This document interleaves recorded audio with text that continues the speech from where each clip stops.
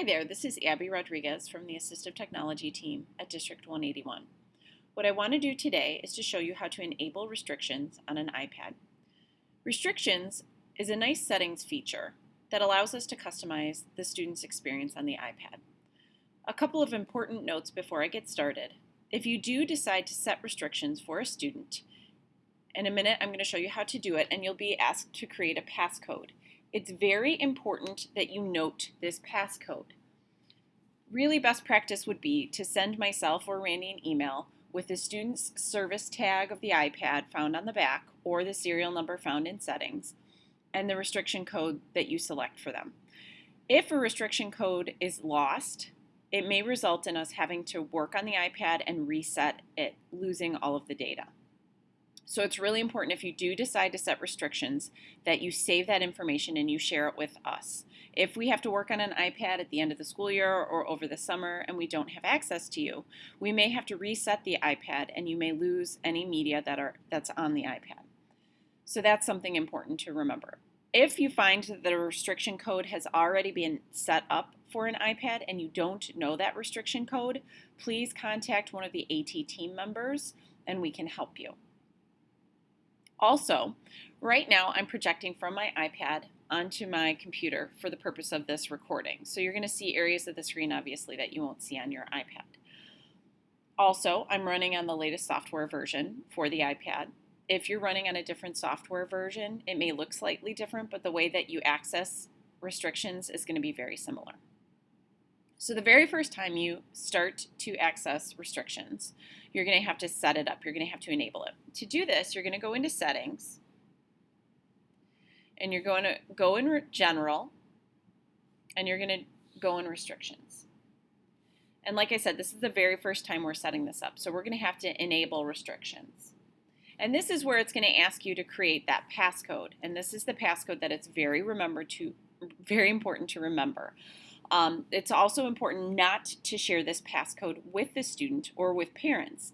This is something that we should be controlling within the district. Okay? For the ease of this training today, I'm just going to set it for 2222.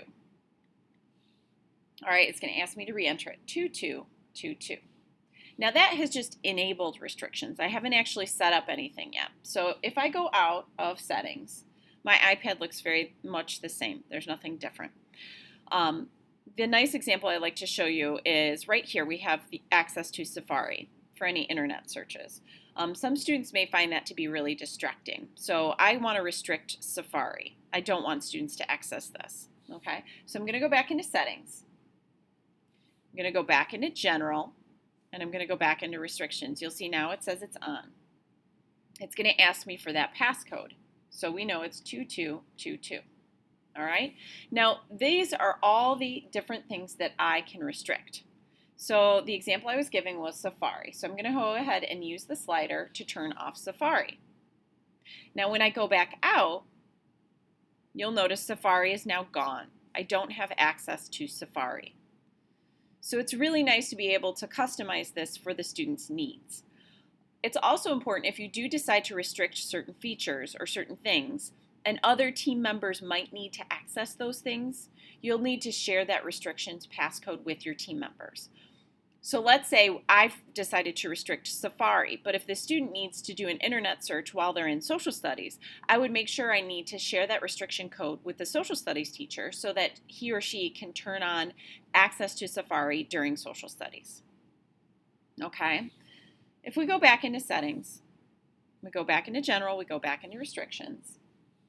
Again, every time it's going to ask for that passcode, 2222. You can see there are a lot of other things that you can restrict access to minimize distraction.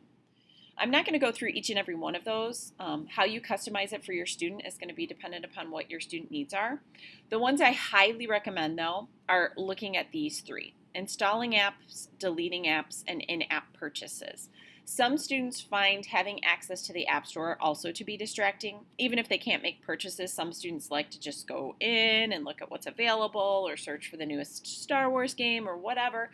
So it's really nice to be able to turn off the App Store. And that's just like I showed you with Safari. If you turn it off, they won't even have the icon for the App Store. So that's kind of nice. Deleting apps is a really good one also, so your students aren't inadvertently deleting something.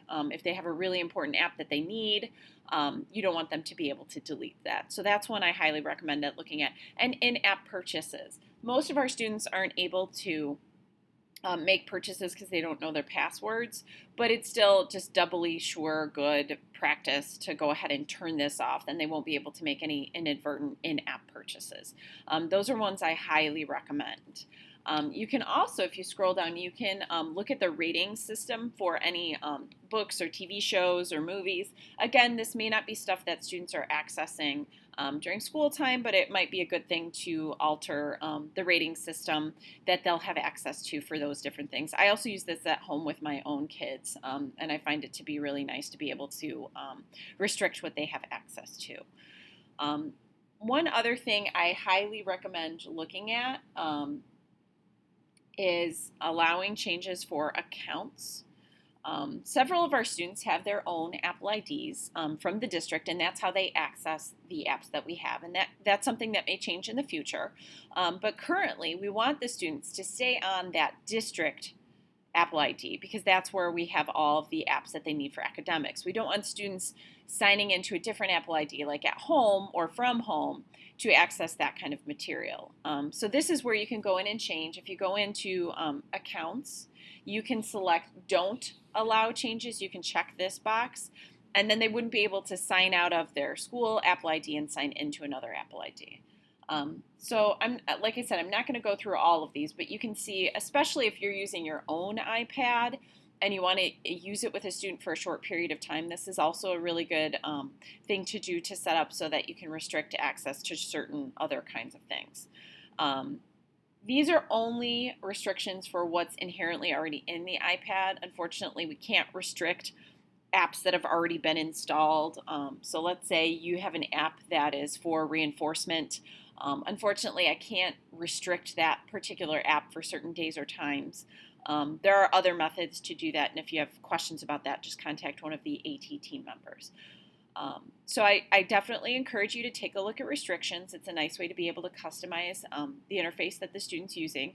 Again, it's really important to somehow make a note of what that restriction code is and share that out with the AT team. It's also something you can use long term. A lot of times I just set restrictions and I kind of leave them be, and my iPad always has restrictions on. It can also be used temporarily if you're going to let a student use your iPad, and then when you get it back, you can turn off the restrictions. You can disable the restrictions. So it's something that I like to use long term, but it might have more short term implications for you. So hopefully that has shown you a little bit about how to use restrictions on the iPad. If you have further questions, please contact an AT team member. Thanks.